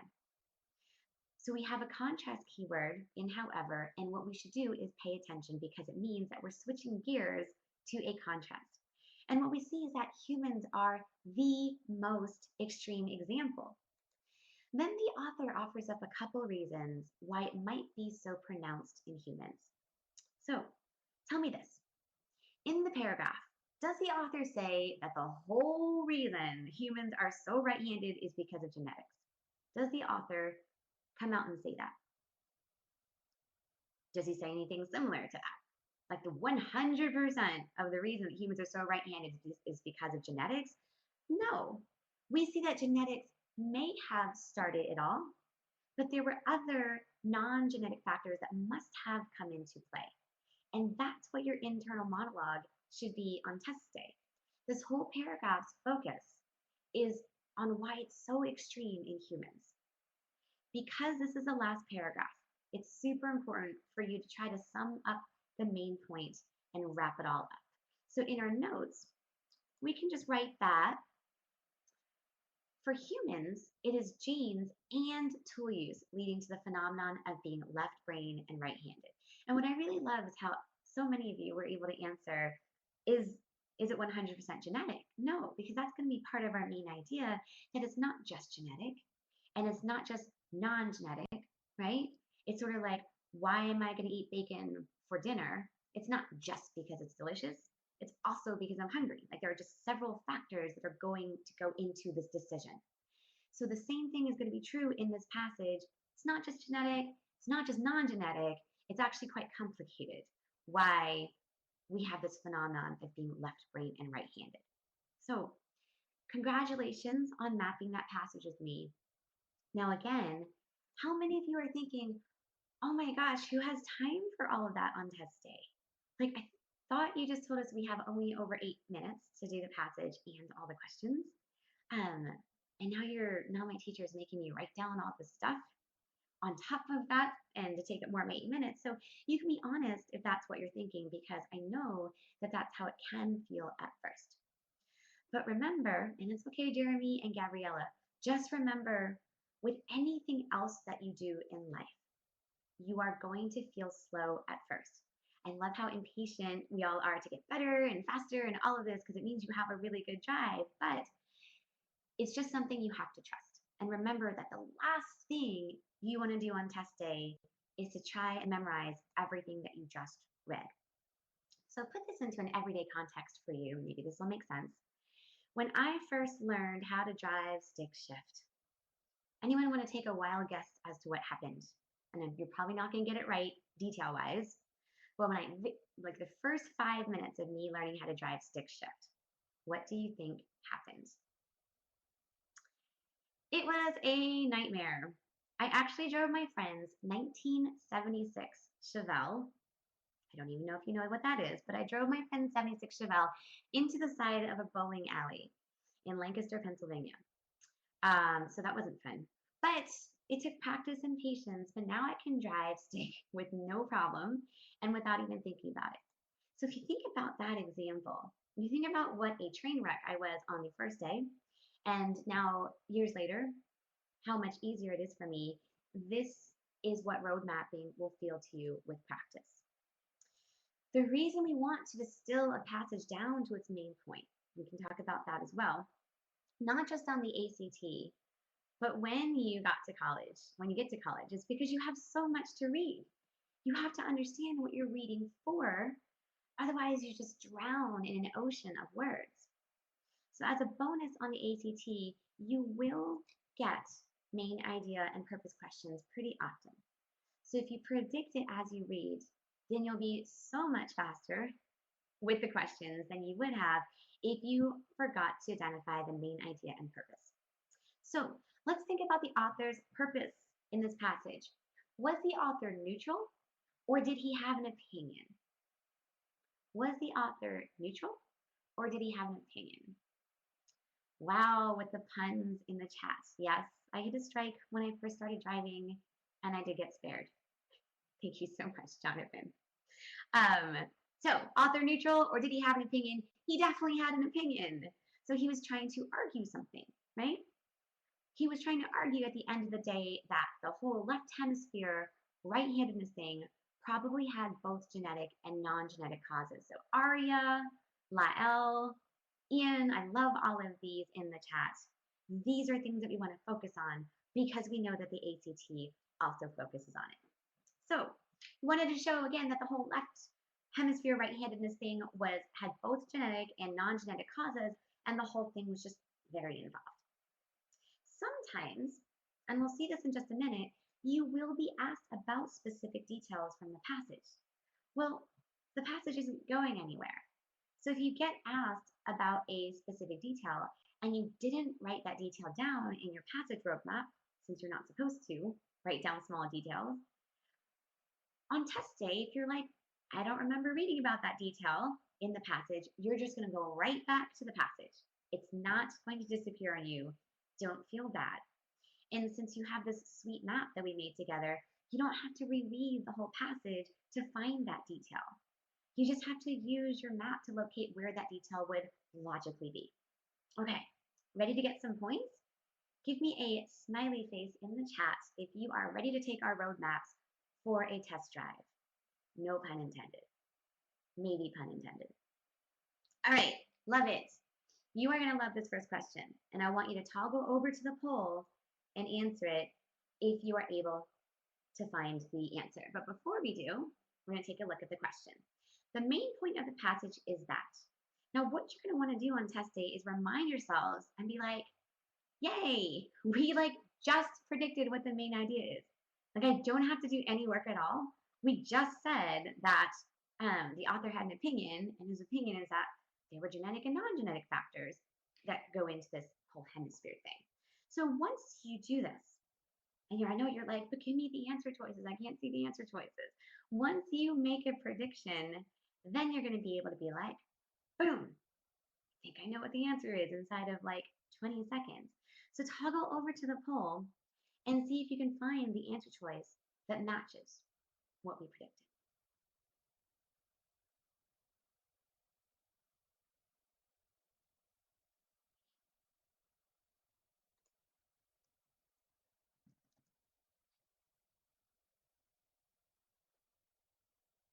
All right. How fast was that, by the way? How fast was that for us to get to answer choice B? So many people voting for B. And this is exactly what we said it was. So for those of you who are like, who has time to do all of this stuff up front on test day? It's because we're going to borrow the time that you normally would have spent wading through different answer choices to be like, I don't know, is it this one? Or is it maybe this other answer choice? But I kind of like 3 different answer choices. We are going to take that time that you would have spent and we're going to invest it again instead into the work that you do up front. So now I hope that it makes a lot more sense to you. Some of you did vote for answer choice D, which says genetic factors account for little, if any, of the specialization of the brain. This is actually the opposite of what the passage says. Genetic factors actually accounts for a lot since the last paragraph says it, but it doesn't account for all of it, is what it says. So don't misread. If you go back, and I know some of you would like to see the passage again. So if you go back, you'll see in this passage, genetics may have started humans on the path, but other factors must have also been important. So we can't just be like, okay, well then I guess genetics wasn't important. We just have to understand that genetics was not the only thing. You are so welcome, Ms. Caitlin Stewart. I love teaching reading, so I'm very happy that you are all learning so much. Now, very different question than question number 1. Take a look at question number 2, and it says, according to the passage, why do some scientists believe that apes are not truly right or left-handed? And you may be like, oh no, I don't remember this off the top of my head. Don't forget what I told you. You are not supposed to be hoarding all of these details in your mind because the passage isn't going anywhere. So the only thing I want you to answer for me is, where do we research this? Where did we talk about apes in this passage? What paragraph did we talk about apes in? And if you took good notes, good notes, you'll be able to tell me. This is definitely going to be paragraph 2, okay? Because, and if we take a look at paragraph 2, let's jump back to it. Love it. All right, so we're talking about apes in paragraph 2, and if you look at the end of the paragraph, we're going to see this theory is supported by the fact, such good researching, jelly much. This theory is supported by the fact that when similar studies are conducted on apes in the wild, there seems to be no particular preference for left or right hand dominance. So you remember how I said you don't have to use your memory and you shouldn't use your memory? You'll still be able to get to the answer very quickly. Great. So if we take a look at the answers here, the only answer that matches what we just read in the paragraph, go ahead and toggle over to the poll and click for me like the answer choice that matches what we exactly just said.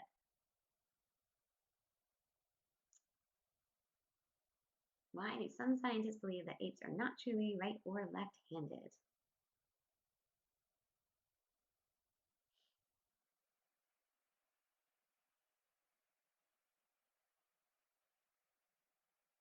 Great, so we've got a little war going on between answer choice G and answer choice H. And you're probably like dying to know which one it's going to be. Well, let me remind you right before I show you the answer, what we read at the end.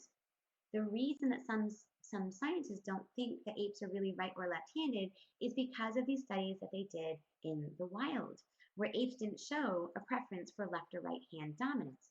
And so what we see is that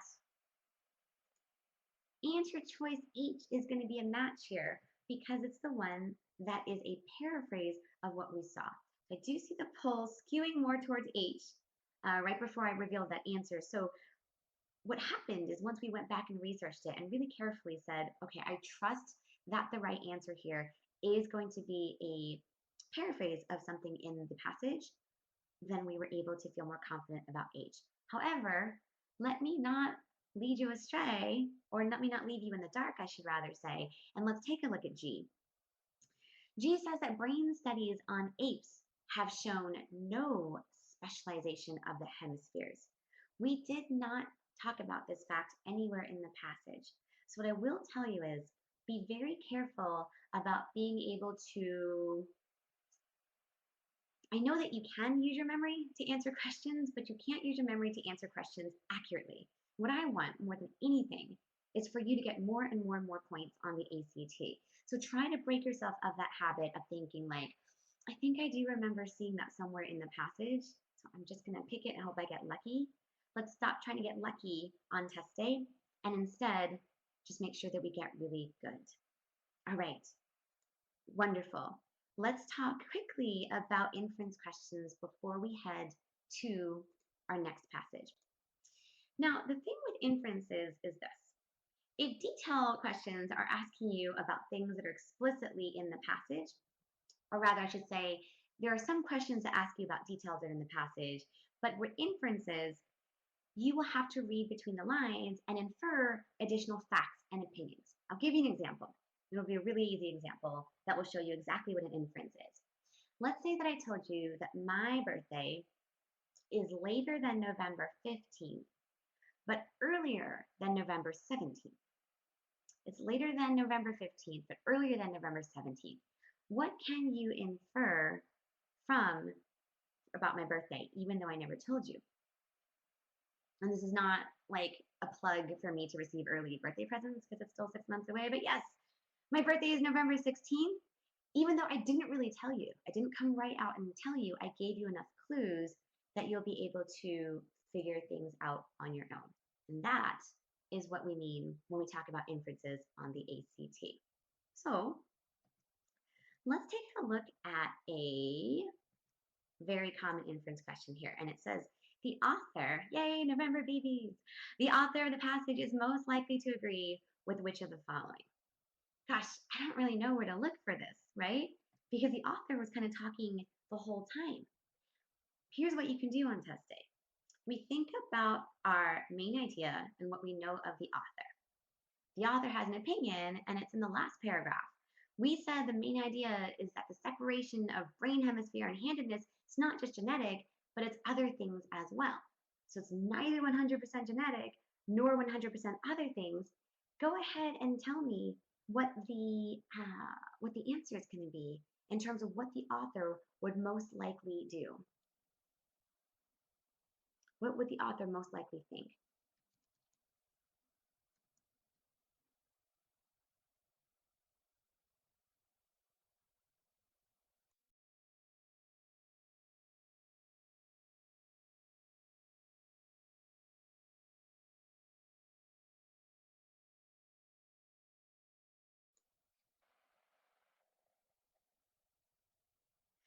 I love this. You are getting so much better at this because I see so many votes for answer choice D, which says that handedness cannot be explained by purely genetic or purely learned factors.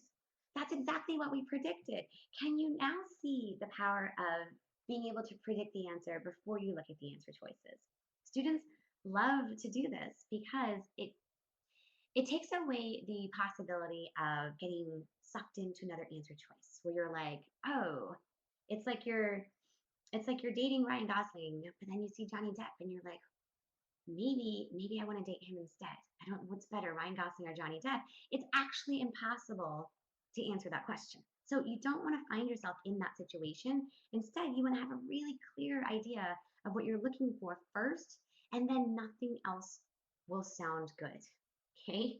So if that analogy doesn't hit home for some of you, then I don't know. I don't know what to do. So you can quickly see how we can get points, not just how to get points, but also how confident we can feel in our answer. I want to draw your attention to a couple things though before we move on to another question, is that taking a look at answer choices A and B here. When we see something that says like all species of animals are right-handed, you gotta ask yourself, is the author going to have to agree with this? Like, can I point to something in the passage that would allow you to say, okay, this makes me feel like all species of animals are right-handed? Or reliance on fine motor skills alone created the preference for right-handedness. If you want to pick answer choices A or B, you have got to be able to do the following. You've got to be able to go back to the passage and say, this is where I saw the author talk about this. Okay? Good. All right. So again, we want to get confidence on test day, we want to get accuracy, and we want to get speed. Don't rush through the questions just to get it over with. Great. Let's go ahead and what we're going to do is roadmap a passage together. Are you guys ready to roadmap a passage together? It's not about handedness and vertebrates. It's not about science, but it is going to be about rap. So let's do this. I'm going to give you 45 seconds to roadmap paragraphs 1 and paragraphs 2. Okay, and we're going to do the same thing we did for the last passage, and I just want to go over what a sample roadmap would look like before we do maybe 1 or 2 questions on this. But my biggest emphasis here is I want to make sure that you feel comfortable with the reading. So let's do it. 45 seconds.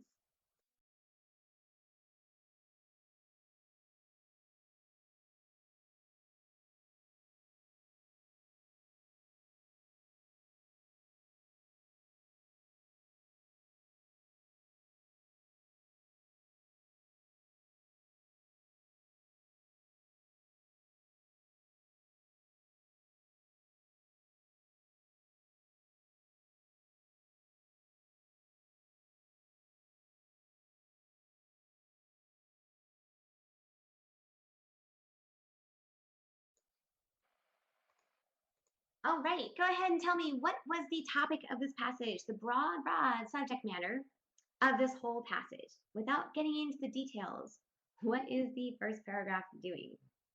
What does it introduce us to us? Because it's not backboned animals with right hands or left hands anymore. It is about rap genius, yes. What the first paragraph is doing and what it's presenting to us, it's telling us what rap genius is, right? Now, did anyone stop to catch what the author thinks about rap genius? In other words, does the author like it? Does the author hate it? Or is the author neutral?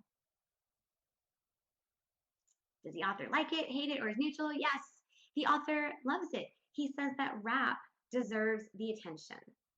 Great. So whenever an author expresses some kind of opinion, make sure to pay attention because it's a really nice bonus for questions later. So we might think to ourselves, okay, they're telling us that Rap Genius is a site where people talk about rap lyrics, and the author thinks it's pretty great. And in thinking this way, what the expert reader is doing is taking note of the main idea of each paragraph. Chocolate nerd, and I love your name, the author loves it. Yeah, and we can see that because of our keywords. So an expert reader always takes note of what the author's tone is. So a roadmap could look something like this.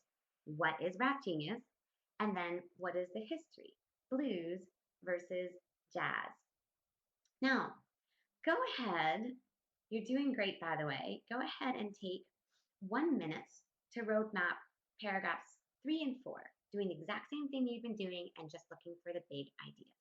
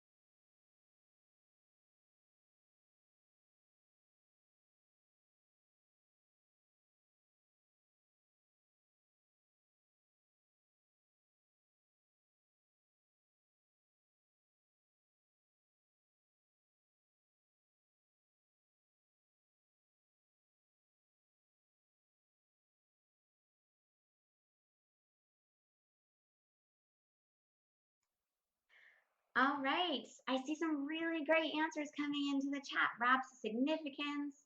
Yep, Eugene, rap genius gives rap legitimacy. That's the purpose here. If we think big picture, what the author is doing is talking about how rap genius helps show rap as a cultural art form. We didn't have to get distracted by words like double entendres or alliteration, similes, or metaphors. You don't have to know what all of these things mean. If we step back and see the big picture, we just have to understand that those are common literary techniques that rappers use. That's it. Paragraph 4. Who or what is the star of paragraph 4? Paragraph 4. Who or what is all of paragraph 4 about? And I see some of you saying it in the chat. Rap artists, right? Rap artists like Nas and RZA actually start participating in Rap Genius. Yay! So finally, let me ask you one more time. Is the author's tone positive or negative throughout these two paragraphs? It is positive. Yes, we see great author opinion words like elevates up here and climactic moment down here, and that's the author talking. So as you were reading through these paragraphs, I hope you were thinking things like, Rap Genius is pretty deep. It shows the literary and political side of rap. And not only does the public jump in to help annotate, but some of the rap artists do too. So it's always helpful to separate fact from opinion because you're going to need to develop that skill in order to be able to answer questions with confidence later on. Great.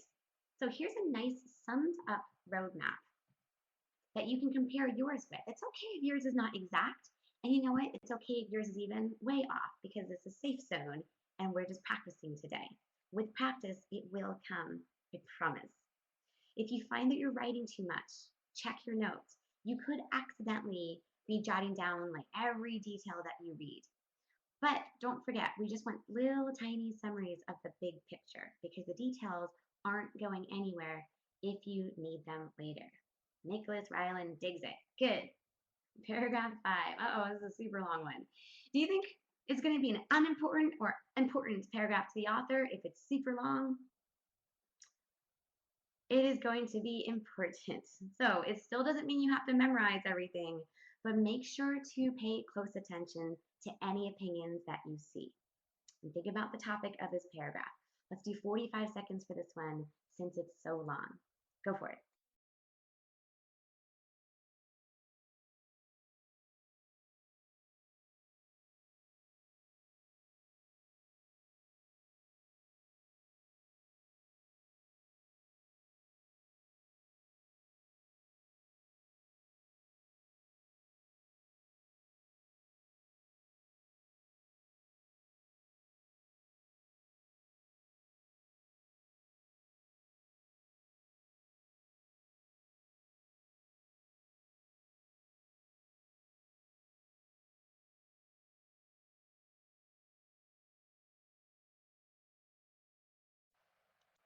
All right, I love what Umar is saying in the chat. I need a roadmap for my life. I often feel that way, by the way. So big opinions in this paragraph. It's not that everyone loved Rap Genius when it came out, or that everyone hated Rap Genius. We have a contrast keyword, which is going to be while right here. So what that means is some liked it, some didn't. While some people liked it, other people didn't. So we talked about a paragraph this long and being super important, and we also talked about the mixed opinions on Rap Genius. So in doing this, we're making sure to focus on things that will get us points instead of memorizing everything that we read. The entire topic of the paragraph, even though it's so long, is just the ACLU and how the fans reacted to them getting involved in the Kanye song. You are doing so great, and that's going to be the main idea, right? So a roadmap is the main idea of the separate paragraphs, because I saw a question on that earlier. And we're on the home stretch of this long passage. You are definitely winning the reading game. So let's finish it up and then just do one quick question so you can see exactly how fast you're able to get points here. All right, 45 seconds for the last two paragraphs. Roadmap it and have fun.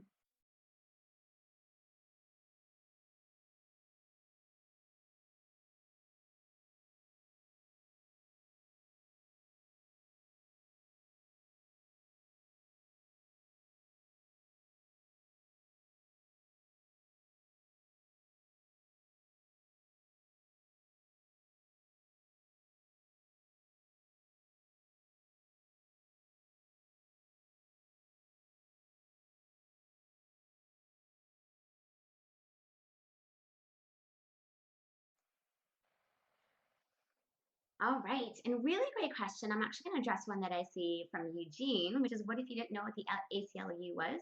It doesn't matter. They're just talking about the ACLU. You don't need outside information to do well on the reading test of the ACT. So it could stand for anything at all. And all you needed to know was what the opinions were in reaction to what the ACLU did. It could have said ACLU, or it could have said Elsa from the movie Frozen. Like it doesn't matter. Okay, good.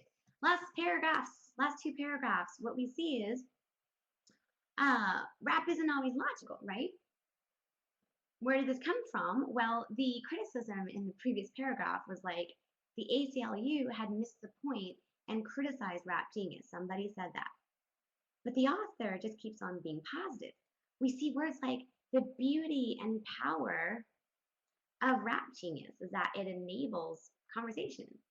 So when we take a look at paragraph 7, it's pretty short, but what it showed us is that Rap Genius is so awesome that people started annotating other things besides rap. So all in all, tell me one more time in the chat, is the author loving or hating Rap Genius?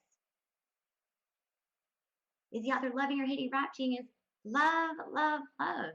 There's so much love for the author and Rap Genius. He has as much love as Kanye West has for Kanye West. Kanye is super in love with Kanye, and this author is super in love with Rap Genius. So let's talk about your internal monologue. We noted the author's disagreement with the criticism from paragraph 5, right? Ideas we can see are the author's positive tone. So always be focused on ideas. Ideas can be expressed with so many different words. So instead of fixating on the words, think about the main ideas. And the author is center stage. So your notes could look something like this. Rap logic, Rap Genius gets people talking, and other texts. It's so good that other texts are going to do it as well. So let's see how fast, or if there are just even any more people out there with a little bit doubt as to what road mapping is going to do for us on test day. Let's see how fast you can get this question. It can be most reasonably inferred from the passage that the author of the passage believes that rap is, I don't have the answers in front of me, but would we be looking for something positive, negative, or neutral? Positive, negative, or neutral? Gotta be positive. All right, toggle over to the poll and see which one is gonna show love. Which answer choice shows the love of the author for Rap and Rap Genius?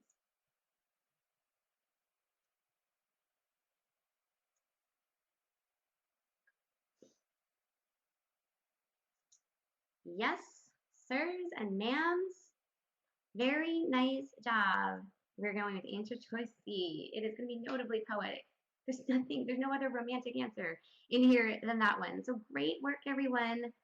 Very nice. And these were super fast answers that came into the poll. So trust the roadmap.